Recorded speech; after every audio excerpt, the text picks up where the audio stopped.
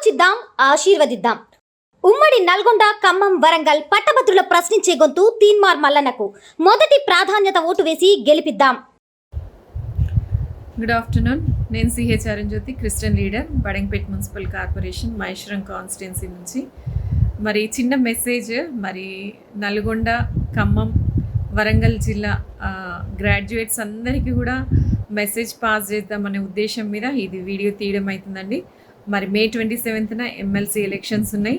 దయచేసి మీ అమూల్యమైన ఓటు, మరి కాంగ్రెస్ కంటెస్టెంట్గా నిలబడ్డది ఆల్రెడీ అందరికి తెలుసు. ద డైనమిక్ లీడర్, ప్రజల మనిషి, ప్రజల హక్కుల గురించి పోరాడే వ్యక్తి, ఏకైక వ్యక్తి.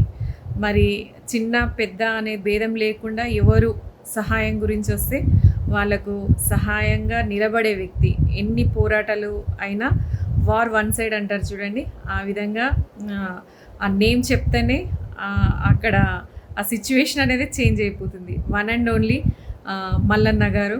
సో మీకు అక్కడ నిలబడ్డ కంటెస్టెంట్ కాంగ్రెస్ నుంచి మల్లన్న గారిని అత్యధిక మెజార్టీతో గెలిపియాల్సిందిగా కోరుతున్నాను.